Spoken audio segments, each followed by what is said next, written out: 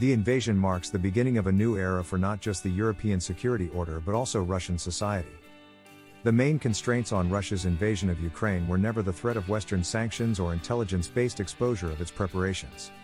In retrospect, even the negotiations between Russia and the West look like theater. The real constraints were domestic and geopolitical, Russia's domestic stability and its place in the future global order. One assumed that President Vladimir Putin would weigh his obsession with Ukraine against these other needs. But he did not, he prioritized Ukraine over everything else. This gamble will cause a dramatic shift in Russia's domestic development and geopolitical prospects. President Vladimir Putin's growing obsession with Ukraine has developed over many years. In 2005 he referred to the recapture of Crimea as a ridiculous idea, an irresponsible step that would open a Pandora's box of historical grievances. But, 9 years later, he would do exactly that. By summer 2021, he was denying the existence of Ukrainians as a people separate from Russians. Early this week, he declared the Ukrainian state illegitimate. This growing obsession may partly originate in Putin's disillusionment with the West, which is also traceable in his statements over the years. But, above all, this is a personal development. It may have something to do with aging, which can make events of long ago feel recent, a sense of mission stronger, and the time for action ever shorter. This passion of Putin's is not shared by Russia's wider policymaking or business elite, let alone Russian society as a whole. One could argue that, since last autumn, the key question of European security has concerned the balance in Putin's mind between this personal obsession and the Russian national interest. Which would carry the day? Would Putin try to control Ukraine to the extent that he could achieve through talks with the West? Or would he try to create facts on the ground that would ensure Ukraine's dependence on Russia was lasting and irreversible? In the latter case, there was no diplomatic settlement for the West to achieve. It seemed that Russia's geopolitical interests would call for a diplomatic solution. By upending its relationship with the West through a full-scale invasion of Ukraine, Russia would inevitably drift further into China's orbit.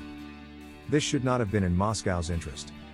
Rather, it seemed clear that Moscow enjoyed being on speaking terms with both Washington and Beijing, as this enhanced its influence on both of them, created space for hedging, and formed a good basis for cultivating relationships and acting as a power broker in countries across the Middle East and Africa. Russia's foreign policy elite feared the prospect of China's takeover of Taiwan exactly because this would have created the kind of bipolar world order that made such balancing untenable. Furthermore, Russia's heavy metal diplomacy, its use of military threats to force the West to discuss topics it did not want to discuss, was working. US President Joe Biden had offered to discuss some arms control measures with Putin, there was new diplomatic energy around the Minsk agreement, and some form of tacit agreement to ensure Ukraine would not join NATO seemed plausible. Of course, the means were ugly. Russia had taken Ukraine hostage, held a gun to its head, and dictated terms to the West, which had no other way to defend Ukraine that it felt was acceptable. Still, Moscow had opened a path that, with time, patience, and diplomatic seriousness, could have allowed it to achieve at least some of its goals. In addition, there was a domestic situation characterized by one feeling above all others: tiredness. Russian society is exhausted with the political status quo, even though it lacks the means and energy to change it. Russian elites, who had been expecting signs of renewal at the top ever since the 2018 presidential election, were equally tired and demoralized. An all-out war with Ukraine was never going to be popular in Russia. Instead of boosting Putin's popularity as the 2014 annexation of Crimea did, it is a huge stress test for the entire political system and the domestic stability Putin values so highly. One can only speculate about whether the negotiations with Western leaders were always just a smokescreen to buy time until the Russian military was ready for war, or were part of an attempt to see what could be gained through diplomacy. In the latter case, we also do not know what made Putin eventually decide against the diplomatic path. For now, only one thing is clear: Putin prioritized his personal obsession above Russia's interests.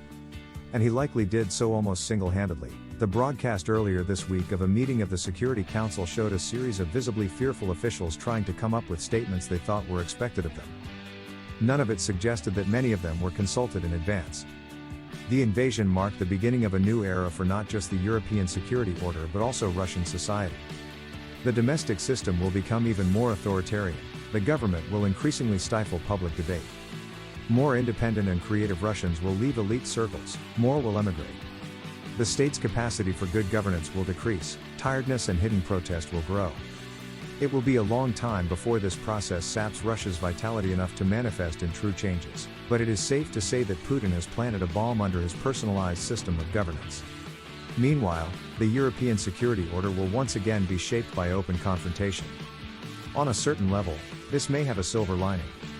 The attempts to adhere to concepts of a bygone era, be it Europe from Lisbon to Vladivostok or each country has the right to choose its alliances, have prevented Europeans from taking a clear-eyed view of reality and defending their interests in the world as it is, not as they wish it to be. But this is also a contest in which the outcome is far from certain. As a colleague recently put it, the West may be discussing how to isolate Russia, but Russia is working to isolate the West, and may believe that it is succeeding. It will take clever prioritization, investment of resources, and diplomacy to prove Russia wrong on that score.